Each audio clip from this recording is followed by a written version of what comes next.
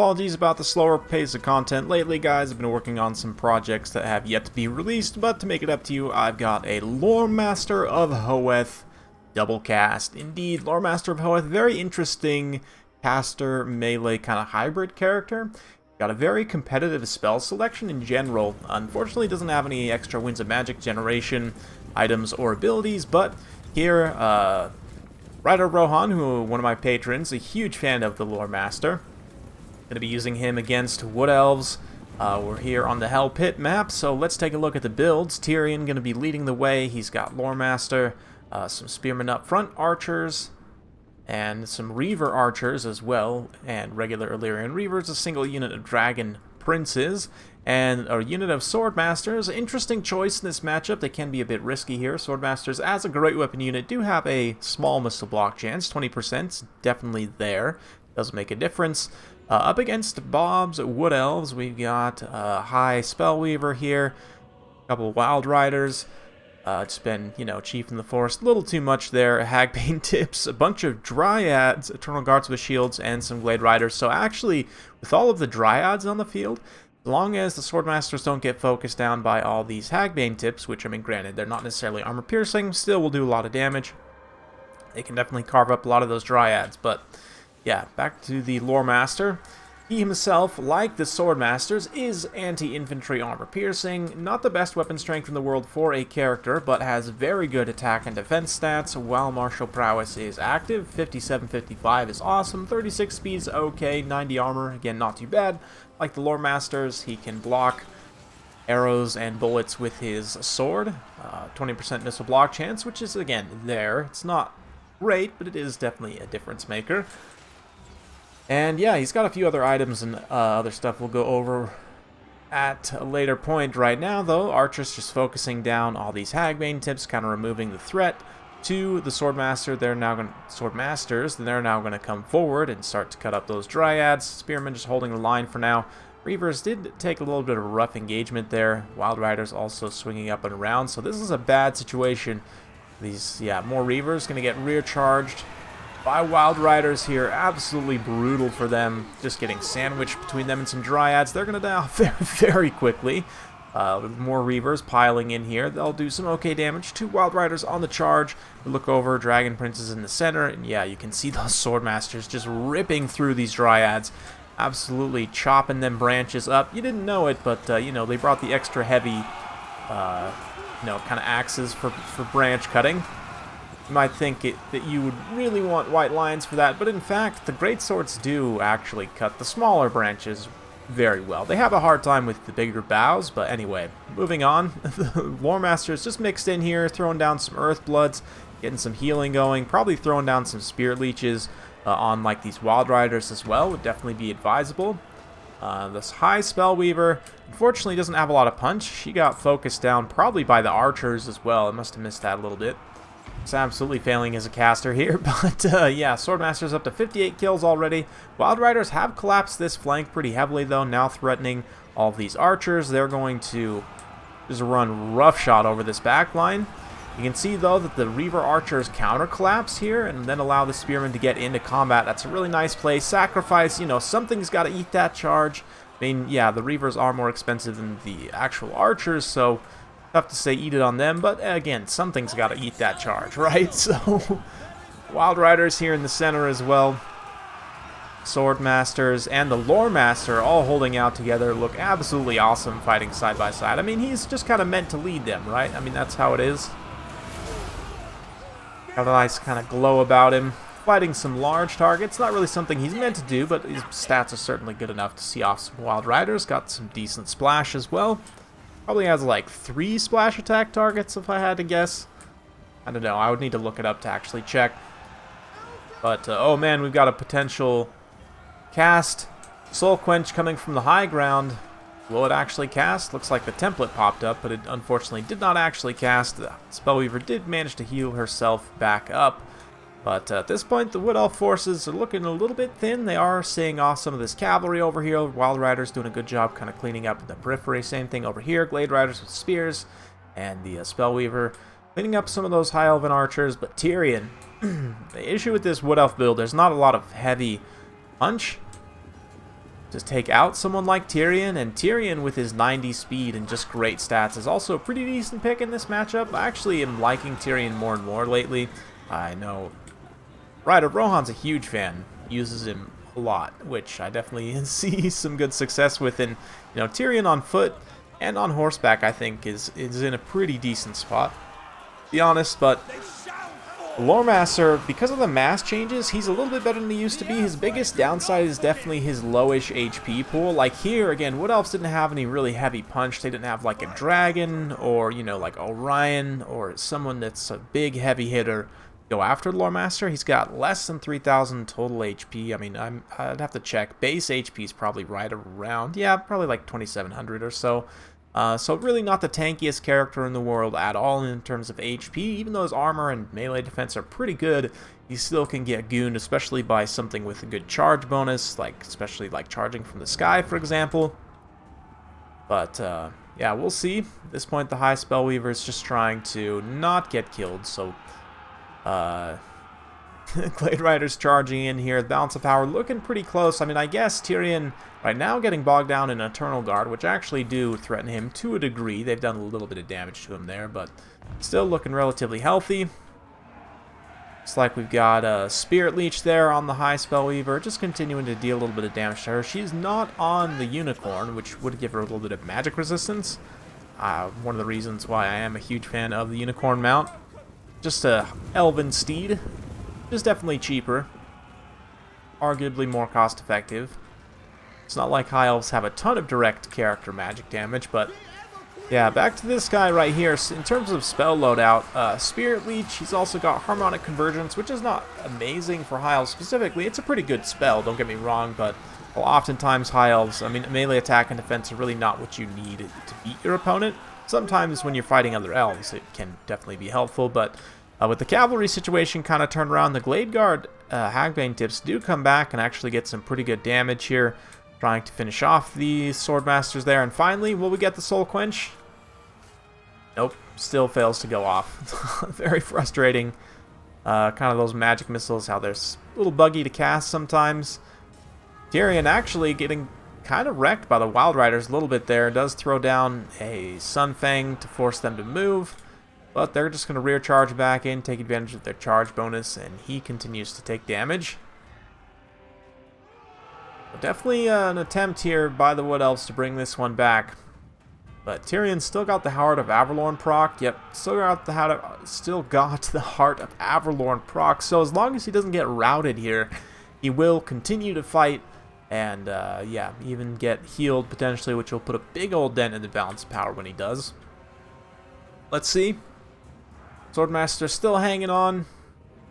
Fast forward a little bit through this late game as Tyrion and the Swordmasters kind of make their stand. Got some Spearmen in here as well. The Loremaster's still completely healthy at this point, and that's the thing. Like, besides just Tyrion to deal with, who is probably going to be getting his Heart of Averlorn proc hopefully relatively soon, this Loremaster also still not a pushover in terms of stats. Yeah, the Wild Rider cycle charging him could maybe do some damage, and finally the Soul Quench goes off, does a nice number on those Spearmen. But all this time, Tyrion's still fighting. There's an argument to be made. You maybe should even just use the Soul Quench on Tyrion, see if you can actually hit him, because he's so low at this point. If you could hit him and then rout him, here we go, he's taking the charge from the Wild Riders. You can see how much of a difference that charge bonus makes, but there's the Heart of Averlorn proc, and as soon as that goes off, the balance of power tips very badly, as the Hagbane tips also use up the rest of their ammunition. Lordmaster comes in, bops 2 Wild Riders on the splash there. Tyrion riding past. Yeah, it's interesting to me that the Loremasters are not able to have any mounts. And I don't know if that's just a lore thing connected to them like being Swordmasters. I guess it's like the only one who's allowed to ride a mount in their order is Teclis, and he can literally he's supposed to only be able to ride a horse, right? But let's not talk about his other mount. Oh yeah, Loremaster drags down another Wild Rider there. Ooh, that Wild Rider blocked his attack, looks like, perhaps. Here's the Spellweaver. Comes in for a quick cycle charge, immediately nopes out of there. And now the Glade Guard come to meet their fate. It's always a good time, you know, elves killing elves. This is something I definitely approve of. Tree folk. Oh, double decapitation. Nice job. Good job, Mr. Loremaster. We do have another replay to get to, though, so let's go ahead and fast forward through this one. One more Sunfang. And Wood Elves definitely try their best. But it's not enough. And the Loremaster especially kind of carries this. Tyrion tanking quite a bit of damage. The Loremaster helping deliver some final strikes there. And that's game. So very well played to both. Very fun battle to watch, honestly. Yeah, good stuff. The Swordmaster's 179 kills do pay for themselves. It's interesting. I don't often see that against the Wood Elves. And it's not like Dryads have a ton of armor. It's more about their just total anti-infantry killing power that just mops up a lot of those Dryads. So very nice to see there. 130 kills, almost 3,000 value on Tyrion's great as well. The Loremaster. 1767, definitely very, very decent. Just switch two of those numbers around. It's a lot more patriotic, but that's okay. We've got some spearmen, of course, paying for themselves. They don't need to do a lot, but they largely do. Yeah, archers also pretty cost-effective here. Dragon Princes had a little bit of a tough time. They got some good value initially, but the Reaver archers also, despite kind of getting eaten up by Wild Riders there, did solidly. The Wild Riders, though, man, 2,500 damage value, relatively light. High Elf army, besides kind of a few key tankier targets. Wild Riders definitely felt that. They were able to rampage a lot of kills there. Glade Riders also doing a pretty decent job, fairly cost effective. Same thing with the Hagbane tips, despite getting kind of wrecked early on. Dryads, even with the Swordmasters on the field, many of them do pay for themselves. Spellweaver, though, unfortunately, again, pretty decent build overall from the Wood Elves, just lacking a little bit in that heavy punch. And it's tough against tiles, because like I mentioned in my Starfire Shafts video, it's risky to bring Starfire Shafts against tiles, because that fire resistance, again, that's kind of why you bring Dragon Princes, right? So, yeah, it's tough to say in this build. I might kind of change up the composition a little bit to try and bring maybe 1 or 2 Way Watchers instead of the Hagbane tips here. Maybe just bring the 1 Hagbane tip. I don't know. I'd have to kind of sit down and think about it. But anyway, let's go ahead and get to the next replay. We're back this time. The Loremaster is here with Tyrion to face off against the other elves, the Dark Elves, of course, featuring Rakarth in the air and a Hydra, which is interesting. You wouldn't think you'd be able to afford all of this and still bring a decent-sized army, but this Dark Elf player has managed to do so, so I actually kind of like this build. I might have to play around with something like this. Rakarth on the Dragon, very, very strong character. At the same time, very expensive and no self-healing, so it can be a bit risky to take him, but 5,500 HP's got anti-large armor piercing, you know, great stats, and I talked about it in the last one a little bit as I kind of fly over the Altar of Ultimate Darkness. This is somewhat of a threat. I mean, Loremaster Hoeth doesn't count as large, but even just the heavy charge armor piercing attack of a dragon can be somewhat threatening to him. So here, Ryder Brohan's got to kind of keep Tyrion close, avoid getting charged, honestly, with either of these guys, but keep Tyrion in such a position that he can mirror Rakarth when Rakarth comes to the ground. Preferably with supporting troops here. We've got some Reavers kind of acting as line breakers here in the front line, but some Lothern Seaguard, bunch of Lothern Seaguard. We've got Silverhelms, Archers, and Spearmen. Reavers do get a charge off there. Nice breath attack from the Hydra as well. Doesn't do a ton of damage, but it does get some of those Lothern Seaguard there in the center. Tyrion and the Silverhelms also kind of load up on this flank, trying to immediately break this pocket. Silverhelm's actually switching targets, going to the side here. Loremaster is going to get attacked by the Hydra, but thankfully the Silverhelms are in a position to support, and all the archers can also focus fire. Witch Elves running in here as well. They have anti-infantry, and somewhat threatening to the Loremaster if they get him enraged. He can't cast spells, obviously.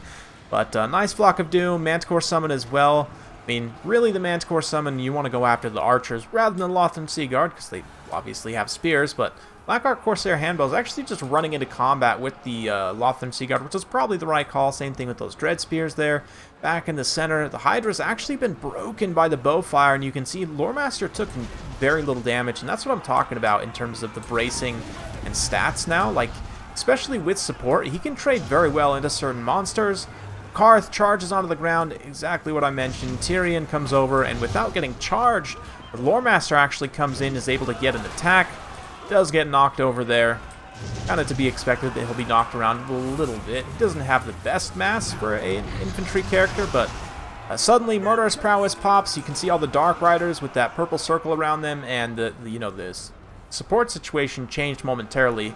There are now some spearmen in here, though, and Rakarth's going to nope out of that combat. Turn around. He does get Murderous Prowess up on the dragon, which you can see he goes up to 63 charge bonus. That might be the highest charge on any dragon. Also 69 melee attack. Very nice. But, yeah. Rakarth just chilling up for now. He's not jumping in this fight as his forces are kind of losing. Nope. Yeah, I was going to say probably want to pop the breath attack, which looks like the Hydra actually uses its breath attack. Spirit Leech, very nice though on Rakarth. Just continue to apply pressure from the ground to the air. And very decent value on that Spirit Leech as well, considering how expensive of a character he is, and he doesn't have the biggest HP pool in the world. So yeah, nicely done by the Loremaster. Hoping to clean up that combat there. Supreme Sorceress is getting pretty low here. He took quite a bit of damage. Kind of fighting around. Archers are maybe going to try and focus her. Nope, looks like they switch targets. Summon Manticore does get a big tear route, though, and you can see the power spike of the Murderous Prowess. The Dark Elves are able to break a whole bunch of the High Elves' army. But Tyrion still just mirroring Rakarth wherever he drops down to the ground. Loremaster anchoring the formation here. Looking pretty good so far. Nice breath attack, though. Side-shotting into the skirmish units is ideal use of a breath attack in this situation, so that is like 100% what you would want to do. Ideally with all of your breath attacks, especially because the Sea Guards, spears plus bows, both of which are somewhat threatening to Rakarth. He then going to terror route this one probably immediately. Yep, so it's good stuff. The Dark Elves still have these Corsairs here in the center, but they've been fighting in melee against Sea Guards and other kind of units which they can somewhat fight with, but armor-piercing anti-infantry boy here is going to come in and just start to mop them. I mean, they have no chance of standing against him. Karth's going to come over, though. Nope, he's not. He thought about it. Excuse me. He did think about it. Dark Elves are going to pile in, though, with the rest of their infantry. Some Sad Swords, Fear Spears, lots of Corsairs. So suddenly it's, just in terms of weight of numbers, not looking great. The Hydra is also coming back fully up to its healing cap at this point. But, yeah, looking potentially a little grim for the High Elves. If their support all goes away and Rakarth is free to just cycle charge, he can come in here and finish off this Loremaster. But the Loremaster is going to continue to fight. Going to continue to get those splash attacks, and the Corsairs are not a big fan of that at all. Ooh, this breath attack could get some friendly damage in also. No, actually, mostly just lands those spearmen. Nice aim there, Rakarth. So, two very solid breaths. The one, I don't know, I haven't seen the third one. May have been used already, but nice Sunfang as well. Right on target. More breath attacks from the Hydra, so just everyone unleashing all of their range damage, and all of the infantry dies, basically, is what happens. So, yeah, literally everything just dies here. Sea Guards are still standing, at a distance shooting. Tyrion takes the charge here. The Loremaster is able to get in on the side. And again, Tyrion tanking the damage of Rakarth. He's going to take huge damage here from Rakarth. Rakarth pops his Beast Slaver for the extra anti-large. But Tyrion actually gets a few attacks in return. The Hydra gives up its leadership. A little bit of a heal from the Loremaster just to make sure, and Rakarth actually gets killed by Tyrion there. So great stuff. Very fun battle. Again, Elves killing Elves has my stamp of approval. And Tyrion once again racking up great value. Not quite as good a value on the Loremaster this time, but he just kind of helps support the infantry line more than anything. And did get quite a bit of healing as well. Definitely should be mentioned. The Lothern Sea Guard do carry pretty significantly. Just such a good unit, man. Honestly, so strong for the High Elves. And look at this. Archer's Light Armor, 1410 damage value. Archer's Light Armor OP. It is official. Yeah, the rest of the Cav has a little bit of a tough time here, to be honest. The Rakarth does counter the cavalry pretty decently, but he definitely does not pay for himself, considering how expensive he is, even with the nicely placed breaths and everything.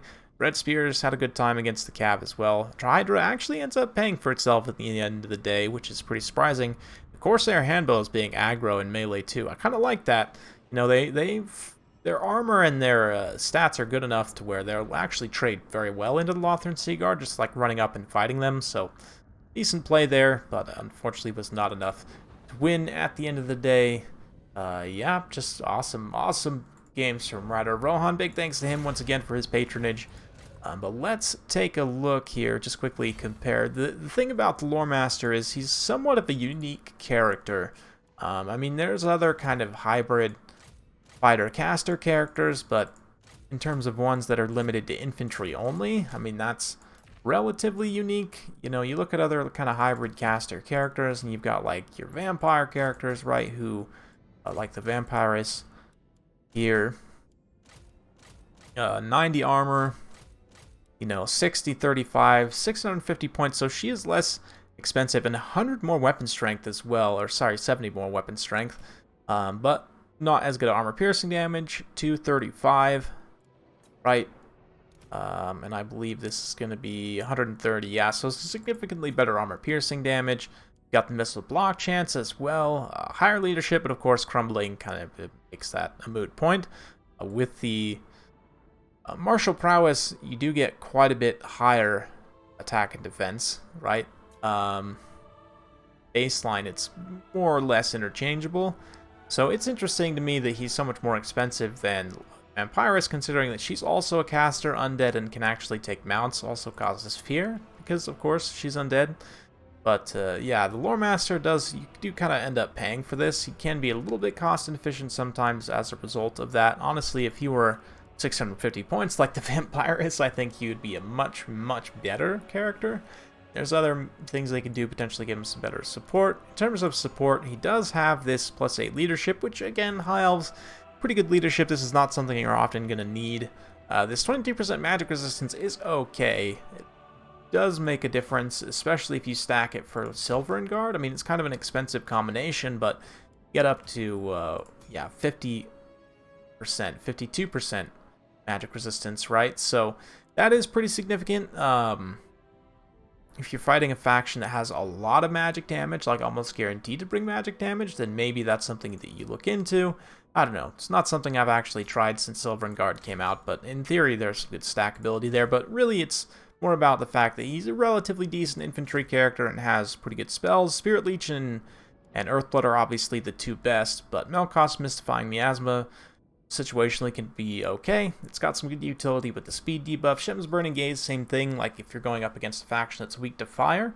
Alternately, you could maybe switch out Spirit Leech for Shem's Burning Gaze. Granted, he is an infantry character, so casting it kind of from a low angle can potentially get interrupted line of sight, and it's not necessarily as accurate as casting it from, for example, a Pegasus up in the air. But it's definitely something to be aware of. He's also got evasion. Would probably recommend taking this. The extra melee defense and speed is quite nice. But yeah, Loremaster of Hoeth, he's here. He's a decent enough combat character. Wish he was maybe a little bit cheaper, a little bit more cost effective, or else alternately had some other support abilities. Yeah, let me know what you guys think down in the comments below, though. Hopefully you guys enjoyed. If you like this sort of content, be sure to like, subscribe, hit that bell notification. Every time I upload a new video, you'll be notified. Thanks again. We'll see you next time.